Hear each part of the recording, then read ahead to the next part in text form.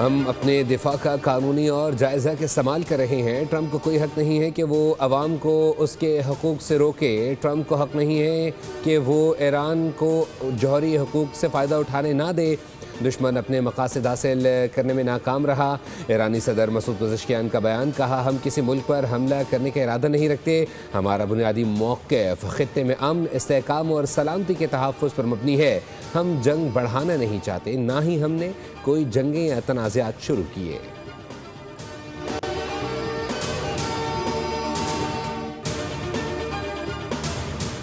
Iran ने America की नई तजवीज़ पर गौर शुरू कर दिया। ईरान के नेशनल सिक्योरिटी काउंसिल ने तस्दीक की है कि पाकिस्तान की हालिया सालिसी की कोशिशों के बाद अमेरिका की जानिब से नई तजवीज़ मौसूल हुई हैं।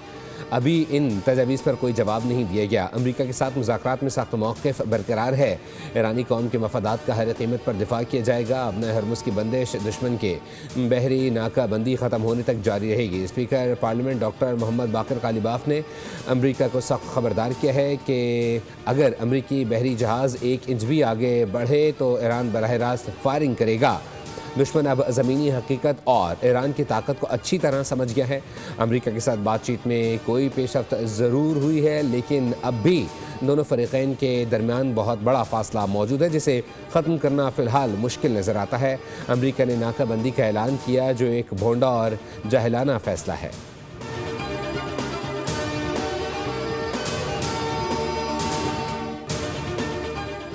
ईरान अमेरिका जंगबंदी ख़त्म होने में 3 दिन बाकी। वाशिंगटन में ईरान की सूरत हाल पर अमेरिकी सदर डोनाल्ड ट्रंप की ज़ेर सदारत सिचुएशन रूम में अहम इजलास। नायब सदर वज़रा और आला अस्करी और इंटेलिजेंस हुक्काम की शिरकत। सदर ट्रंप ने फील्ड मार्शल सैयद आसिम मुनीर और ईरानी क़यादत से फ़ोन पर गुफ्तगू की। इजलास में अपना हरमुस और मुज़ाकरात पर गौर किया गया। सदर ट्रंप ने कहा कि इसी हफ्ते डील मुतवक्किल है, ताहम अमेरिका ईरान मुज़ाकरात की नई तारीख ताहाल तय नहीं की जा सकी। अमरीकी अहदेदार का कहना है कि अगर मुज़ाकरात में ब्रेक थ्रू ना हुआ तो आइंदा चंद रोज़ में जंग दोबारा शुरू हो सकती है।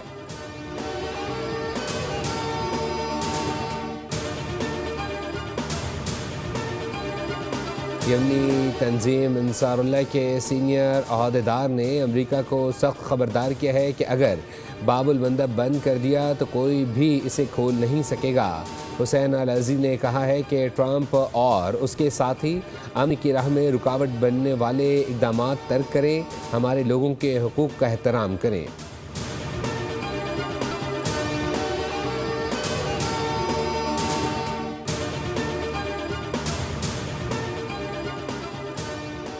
पाकिस्तान ने अमेरिका और ईरान को पहली बार मेज़ पर बिठाया। बातचीत के दौरान कई बार गर्मा गर्मी हुई। कई बार ऐसा हुआ कि मामला ठंडा कराने के लिए मीटिंग रोकना पड़ी। स्पीकर कौमी असम्बली आयाज सादिक का लाहौर में तकरीब से खिताब, कहा अमेरिका ईरान से बातचीत मुआवजे से कम नहीं था। ये मुआवजे से कम नहीं कि अमेरिका और ईरान को एक मेज़ पर बिठा दिया जाए। अमेरिका ईरान मुज़ाकरात में इतने करीब पहुँच गए थे कि ड्राफ्ट बन रहा था। गैर मुल्की वफूद पर भारत और अफगानिस्तान की जानिब से हमले का भी खदशा था। अमेरिका ईरान को बताया जंग से पूरी दुनिया मुतासिर हो रही है।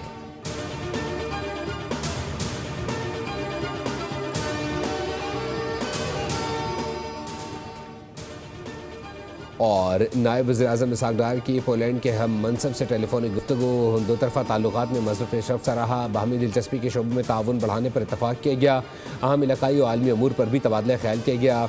जबकि पॉलिश नायब वज़ीर-ए-आज़म ने ईरान अमेरिका जंगबंदी में पाकिस्तान की काविशों को सराहते हुए अमन के लिए सफारतकारी और मुज़ाकरात की कोशिशों को ख़राज तहसीन पेश किया। इसहाक़ डार को रवा साल जून में पोलैंड के दौरे की दावत भी दी। आज ट्रंप भी पाकिस्तान के गुण गा रहे हैं। भारत हमला ना करता तो किस तरह पता चलता कि उसे शिकस्त दे सकते हैं। भारत ने पाकिस्तान पर हमला करके हिमाकत की। पाकिस्तान एयरफोर्स ने भारत के जहाज़ गिराए और दुनिया में पाकिस्तान की बल्ले बल्ले हुई। मुस्लिम लीग नून के सीनियर रहनुमा ख्वाजा साद रफीक का तकरीब से खिताब, कहा कि दुनिया भर में वज़ीर-ए-आज़म और फील्ड मार्शल का चर्चा है। वज़ीर-ए-आज़म शहबाज शरीफ ने मुल्क को डिफ़ॉल्ट होने से बचाया।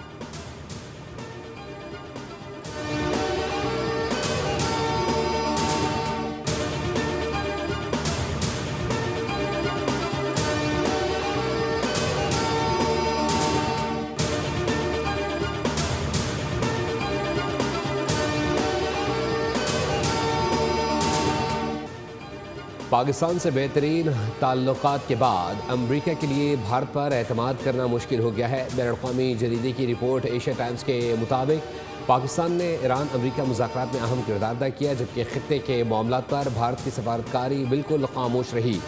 मोदी ने अमरीकी सदर डोनाल्ड ट्रंप से महज तेल और सप्लाई के निज़ाम पर बात की, जबकि पाकिस्तान सफारतकारी के जरिए खित्ते में अमन की बहाली के लिए कोशिशों में मसरूफ़ रहा।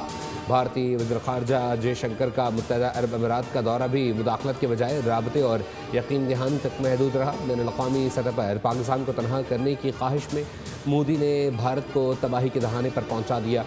पाकिस्तान का मौक़िफ़ है कि जनूबी एशिया में खित्ते में अमन और इस्तेहकाम की बातचीत हो और अमन इस्तेहकाम की जीत पूरे खित्ते की जीत होगी।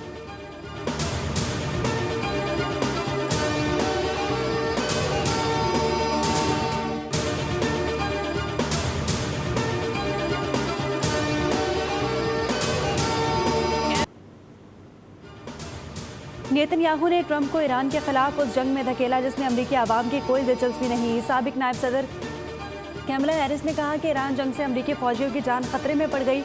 ईरान के खिलाफ जंग का फैसला अमरीकी अवामी ख्वाहिशात के खिलाफ है।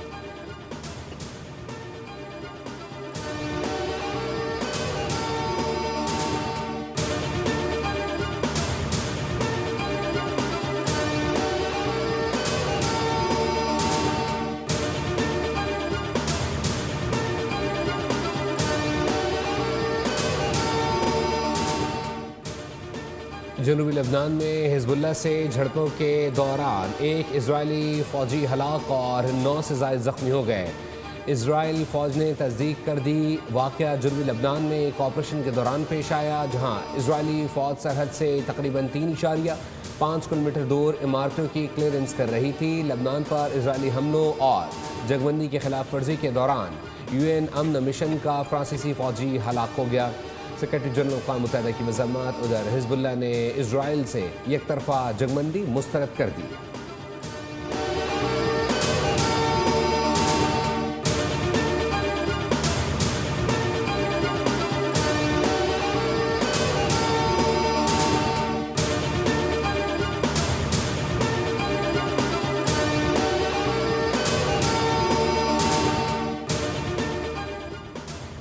इजरायली मजालिम ना थम सके। गुज़िश्ता 24 घंटों में गजा में मजीद 7 फ़लस्तीनी शहीद और 24 जख्मी हो गए।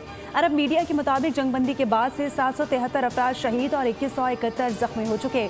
तबाहशुदा इमारतों के मलबे से अब तक 761 लाशें बरामद कर ली गईं।